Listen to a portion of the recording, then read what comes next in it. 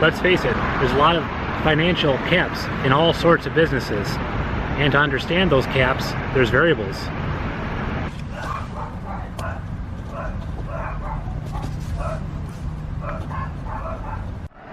Oh my God. So I just went to the bank. All I wanted to do was make a left-hand turn, and I couldn't do that. There was a bunch of cars that just came out of nowhere.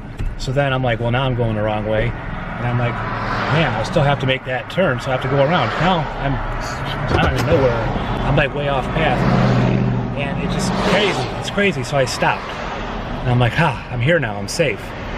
That craziness is still going on. I'm going to stop. I'm going to have something to drink. I'm going to eat a hot dog.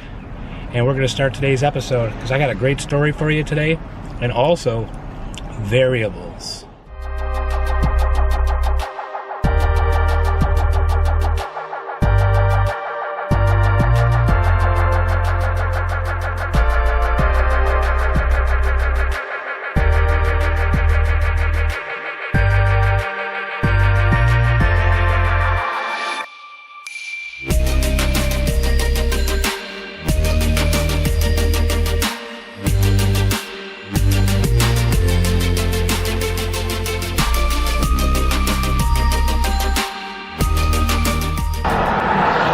Jeez, all that for a hot dog.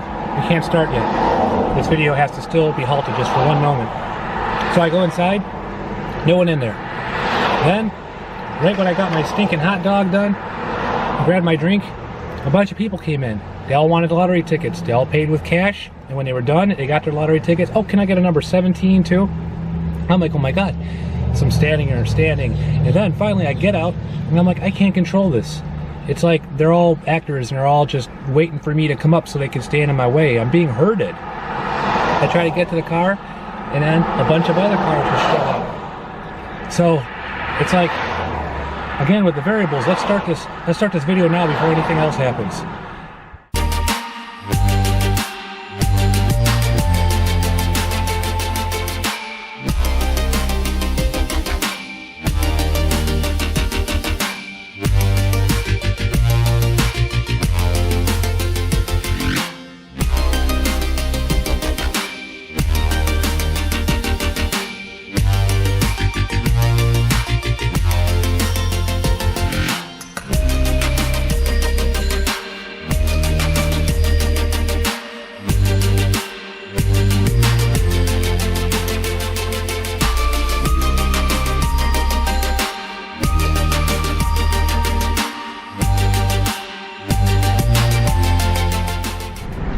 Okay, now we're moving along. I want to get to that first stop so I can start talking about this story.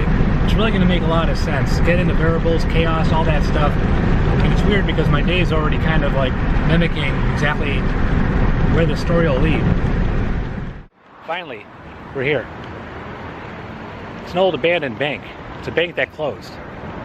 You know, I went to the bank earlier to put money in. And when you're going to a bank, there's putting money in and then there's taking money out.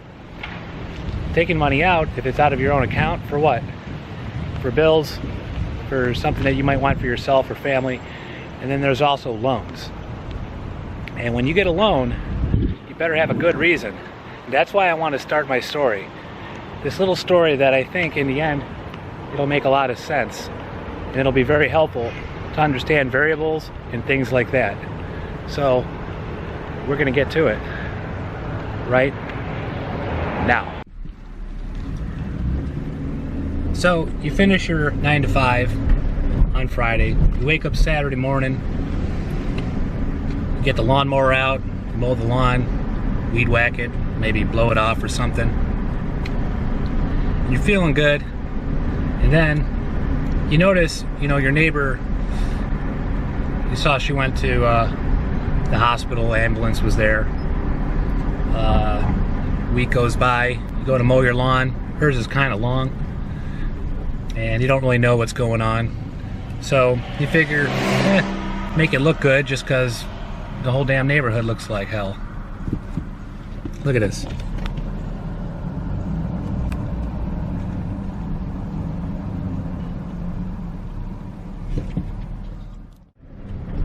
Weird, I'm telling you. But anyways, so you mow your lawn, right here. And then you mow this one. Yep, that's her house right there. This one. And then a week later, the lady comes home and notices her grass was cut. She's all right in good health, but she can't mow her lawn anymore. So she asks you, hey, do you mind mowing my lawn? You know, when you do yours, I'll give you 25 bucks. And you think, well, that'll buy me a 12-pack.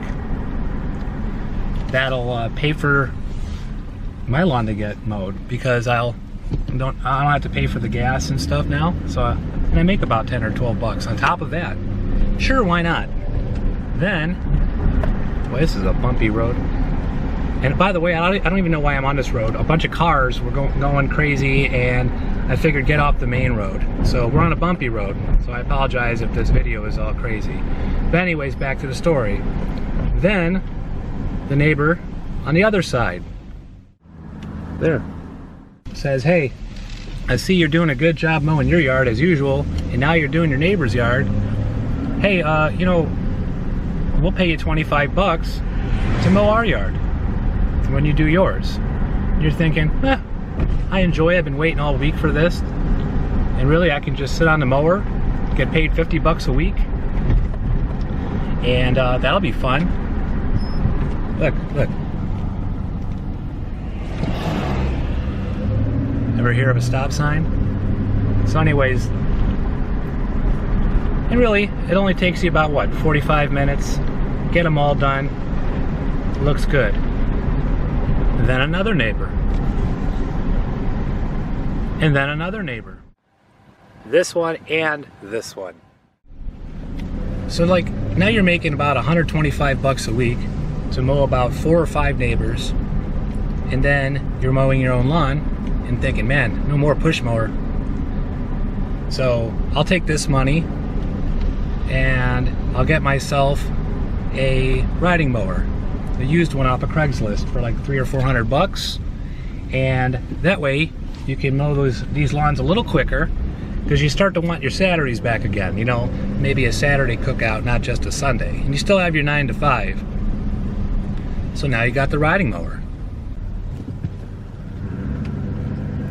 I love those Royal Palms. Kind of plain, easy. Ugh, oh my God, speed bumps. So now you got this riding lawnmower, and another neighbor asks, and you're like, well, I'm knocking these yards out in no time, and I'm still having plenty of time on Saturdays. What's another yard?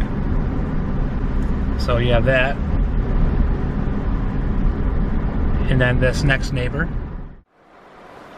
that one, and next door, across the street, that one. So then, you now have 7 yards that you're doing every Saturday on your riding lawnmower, and you're enjoying that little extra money. The riding mower helps you get everything done in a timely fashion, and you know, you're not really driving, you're not going anywhere. And so it's all good. And then you talk to your one buddy like, hey man, I'm mowing these lawns on Saturday. You know, I'm getting good exercise, I'm enjoying myself. He's like, you know, the difference between you and a lawn service company, other than being a business, is having 10 yards. 10 yards, you know you're officially a lawn guy. Huh. Lawn guy.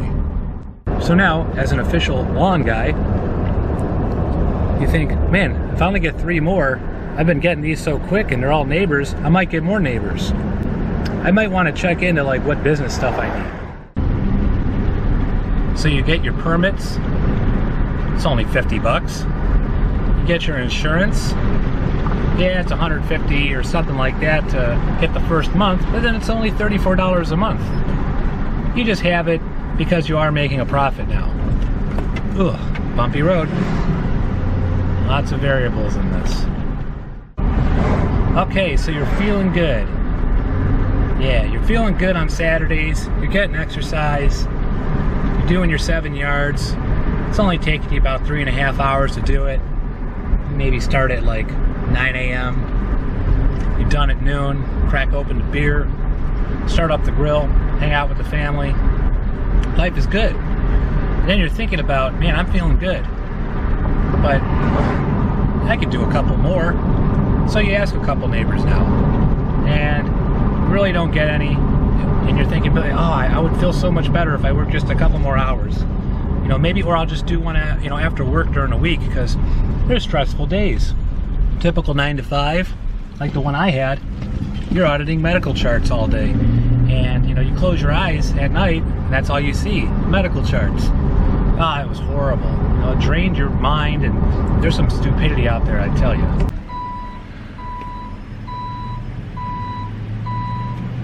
So then,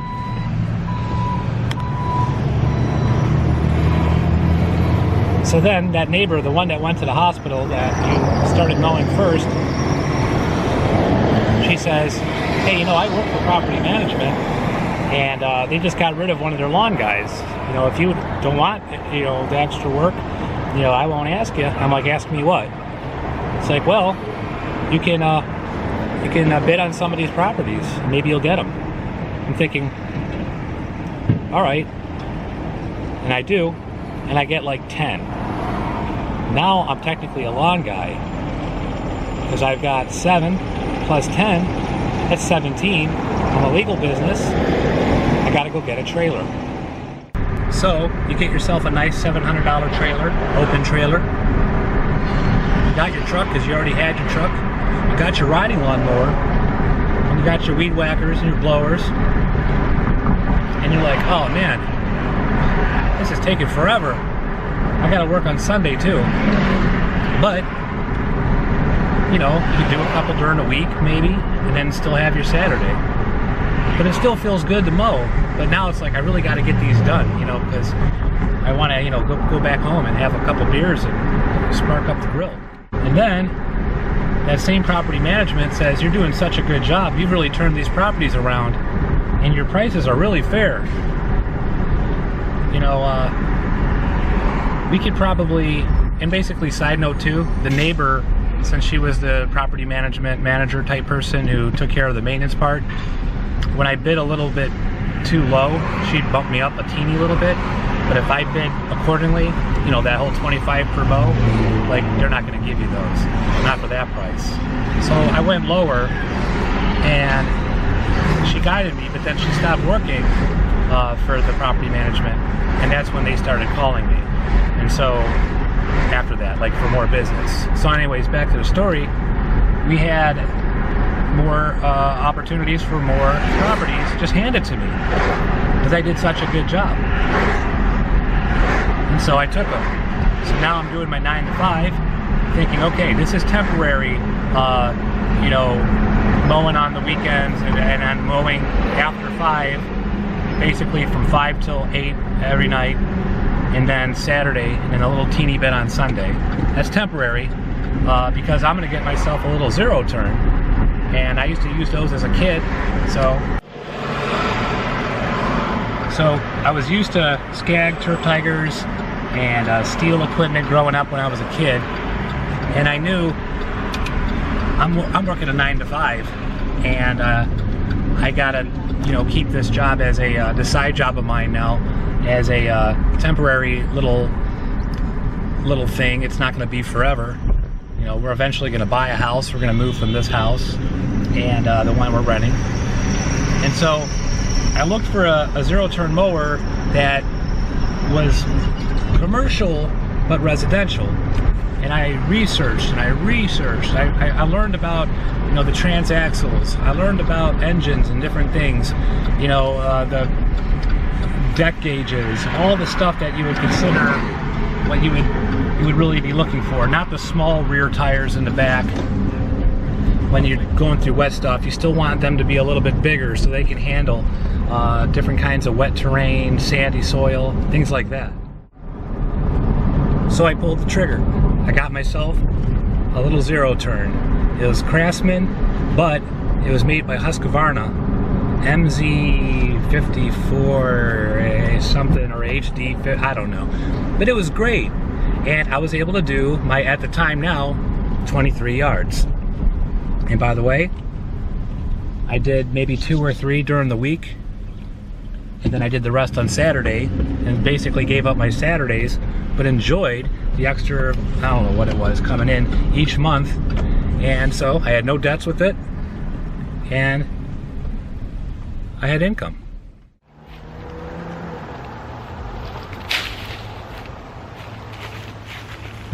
I liked it so much that I called that property management company out of the blue, and I said, hey, why don't you guys just give me all your properties and we'll just do it for a good deal. You know, I'm mowing once every 2 or 3 weeks in the wintertime and weekly in the summer, so I could kind of take them all on, because I was considering leaving my 9 to 5. My 9 to 5 was driving me nuts, and the only thing making me feel good was sitting on the mower. And family time was hectic because we were trying to buy a house. So all that extra income I could make would be more than the money I was making from my 9 to 5 if I focused more on the mower and stayed sitting on that, and we could make a deal. And it would work out, and it would be great. And then there would be more free time, so I can go back and forth to the banks and stuff, and the realtor and all that. I'd have the free time. And they said, yes, we'll make a deal.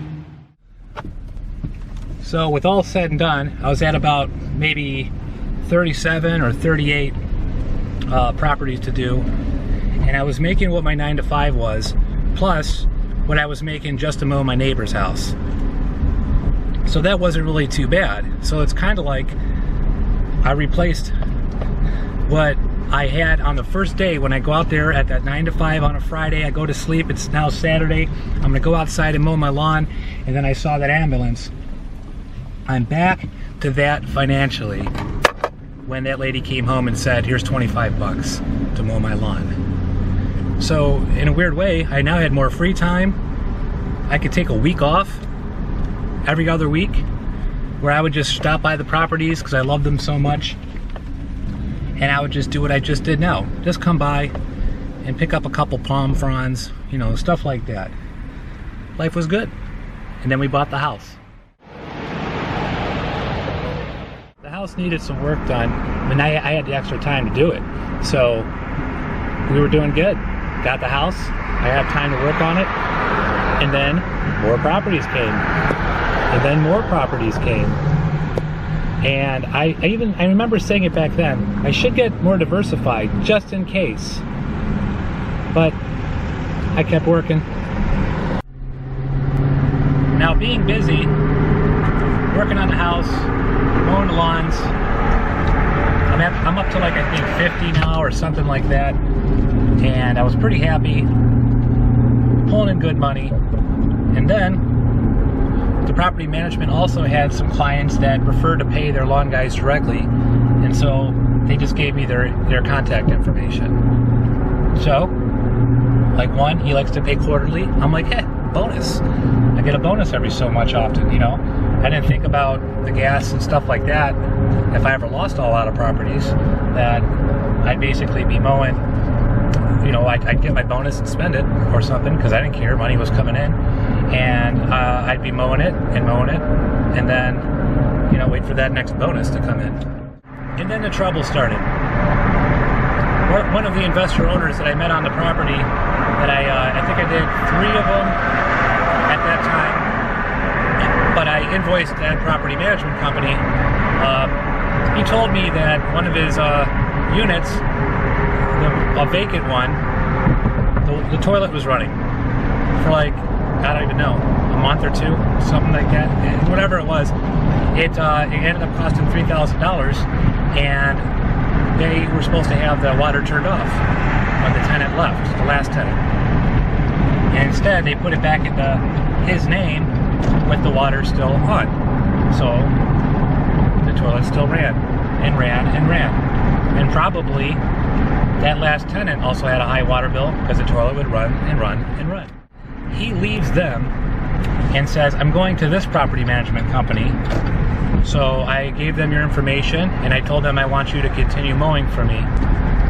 And I started doing that. And they were like a little standoffish because I guess they had their own mowing crews out there and stuff like that. But, you know, they'd pay late, still kind of do. But they're still a more businessy type company when I go in there. for property management than versus the one that I was dealing with. And then more trouble started. And these troubles were ones that started to make me think, oh my God, I no longer had my 9 to 5 for 3 or 4 years, and the head realtor at the property management's putting her company back together from 4 years ago. And I guess the reason why they lost that last lawn guy was because it was the family members, friends, and boyfriends, and whatever of the daughters of the head realtor. And one, I guess, took $25,000 from the company. The other one, I don't know, there was some news story. It was really, really bad. She went to prison. Well, eventually, the one that went to prison got out, and the one that embezzled the money, well, she got her life back together, so-so, I guess, and they want their old lawn guy back when things were crappy. And so little by little, I was losing accounts from them, good ones. And then the accounts they were offering were further and further away and crappier. And I was doing good on these properties. I drive by them now, they look like hell. You can see that on the other days. This is day 15. Look at that, I don't know if it was day number 2 or 3. So then the day came when, hey, you weren't at this property like you said last week. I was like, I was there on these dates. Well, we know you weren't there because my daughter lives there. You know, one of the ones with the boyfriend who does lawns. And I'm thinking, but I take photos before and after. Never asked for them. This is too much drama for us. Please cancel all the lawns immediately, effective November 1st, other than these two, the one crappy one and one even crappier. And I'm like, just good luck, goodbye. So, I was faced with a lot of business gone, and I didn't have a plan. I wasn't preparing for something like that would happen, and I never really did try to get more properties because I was so busy, I was so tired and burned out, because it got to the point with the so many faraway accounts and this and that, and the fact that I no longer had that original zero-turn mower. Those things don't last forever. So now I'm in a Gravely. Last year, that thing barely worked. This year, I took out my left knee, I took out my right ankle at the same time, got injured.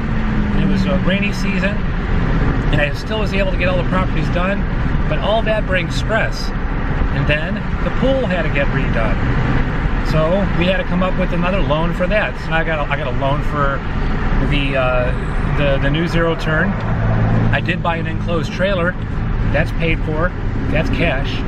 But I needed a better truck. The old truck just wasn't cutting it. So I got the truck payment. We got the house payment. Wife works, I work, but we got this puppy, you know, and now we gotta be home with her, or else she'll pee on the floor and all that. And you don't actually have to be home with her, but you know what I mean. You have to let them out so many times a day, and all my properties were farther away. I had all this stuff going on, and next thing you know, I didn't understand about the plan. I didn't understand all the variables. I just knew they all existed, but I had to find them. And here we are today, and this is my story, and what I'm doing to correct it. So I've got this plan. It is about variables. You know, property management can be good, but you got to be diversified, and it's hard to get in with them anyways, and they have their investors to think about first. The investors stay about debt to value. They like to refinance all the time, so they're at like 80% debt and 20% value. And that way, they can continue to draw from their accounts.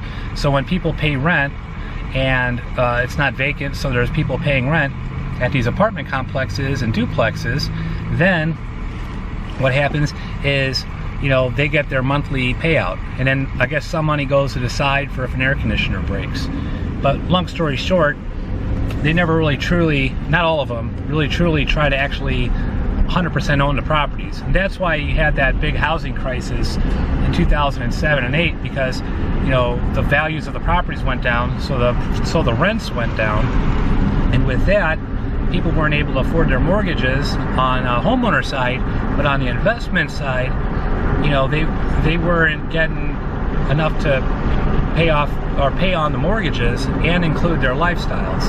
So therefore they foreclose on their actual home they're living in and foreclose on their rentals, and they were in a bad spot. So they should have been trying to pay down the mortgages too. That way they could at least have something to carry them over until the rents went up. But I digress. Then there's renters. But the renters that live in single-family homes usually have to pay for their own lawn service or their own lawnmower. And so if they're already a renter and they're not making that much money and they don't own and stuff like that, then maybe they choose to rent. But the ones that don't choose to rent, now they got to pay for a lawn care company if they can't mow it themselves. They can't afford 25 bucks a week. They can't afford 35. Then again, they should have went to an apartment or wherever they do, but they're there now. And so those are out. I don't want to do those. Property management, I'm not really sure I want to continue with that other than what I have. And if so, my minimum price, since you can go 2 weeks or 3 weeks, I want at least $21.03 for a 14-minute yard with minimal drive time. And remember, what happens if you lose all the properties around that property? Now you got a long drive time, and now you're not making any money. So actually, if you think about it, only to get myself back on my feet would I do something like that. Because the moment I'm back on my feet and I find a better property that pays a lot more than that, guess what? That's the first property I'm canceling, because I'm not going to be making money on it. Being diversified. And another thing about the plan, and it's a really big one, is what I didn't do.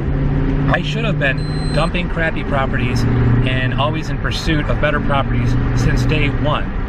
I should have thought about that. Coming up with a plan, now I understand that once I'm at my limit, let's say it's 50 properties. 50 is where I want to be. And then my highest paying property is, let's say, X dollar, $100 a month, let's say. And that's a dream goal for a lot of these, for an easy property.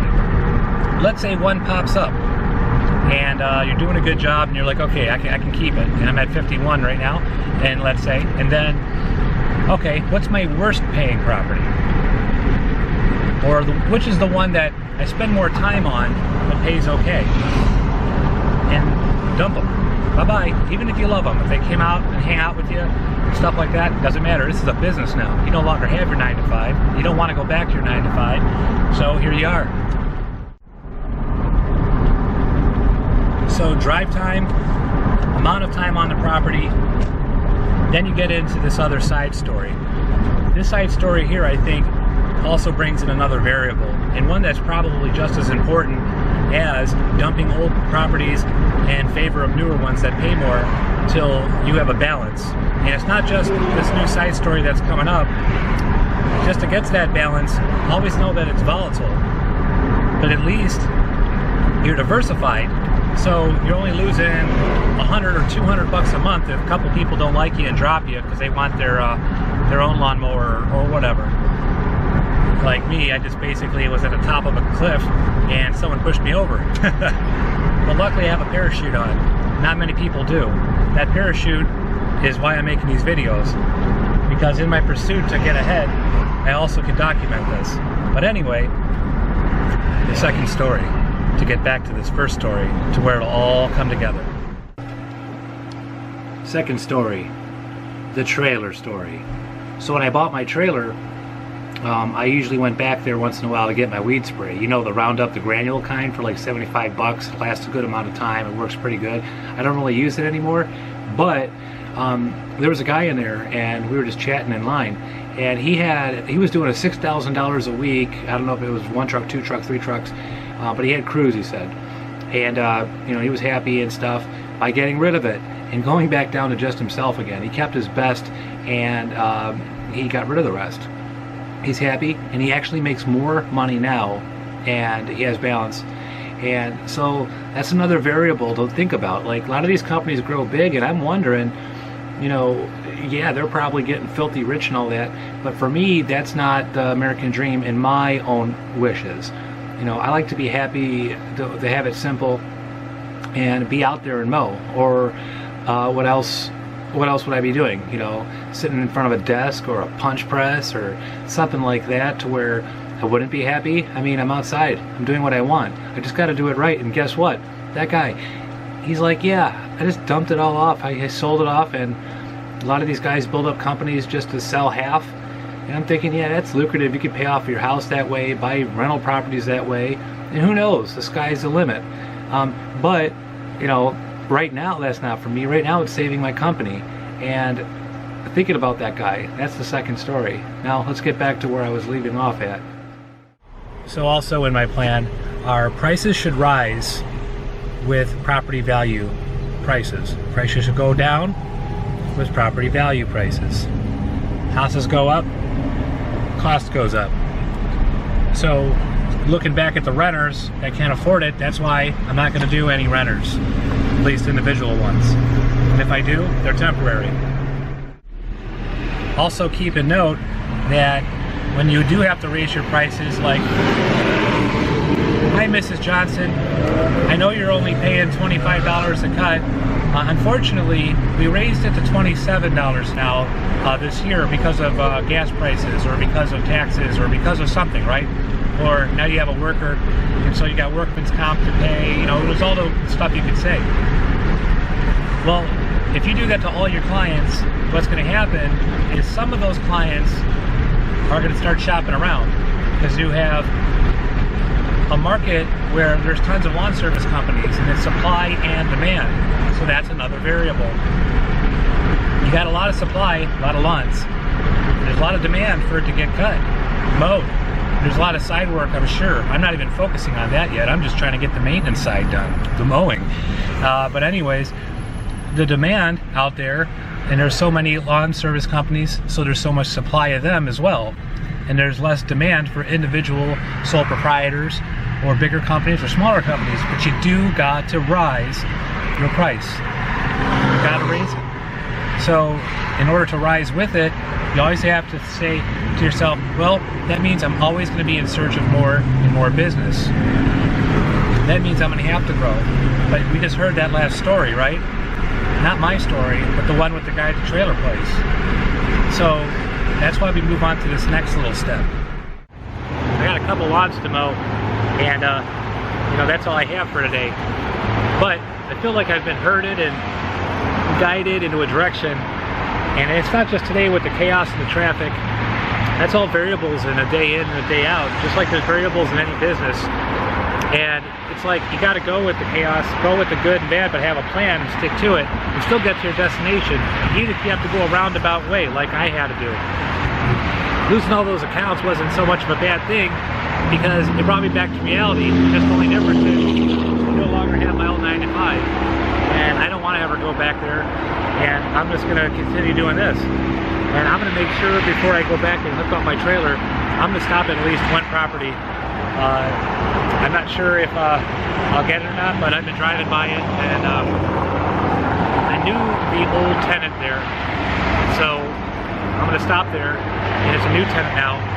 And I just said I don't want to do rentals, but the thing is, I got to start somewhere. And like I said, once I get to the point where I'm at, I can start dumping off a lot of the crappy ones, and that'll be one of them. And I can't have too much loyalty, or do I? It's going to be a while. By the time I'm on my feet, that person probably won't even be renting. They probably won't pay much, but I can sell myself as the business. So, well, I'll try.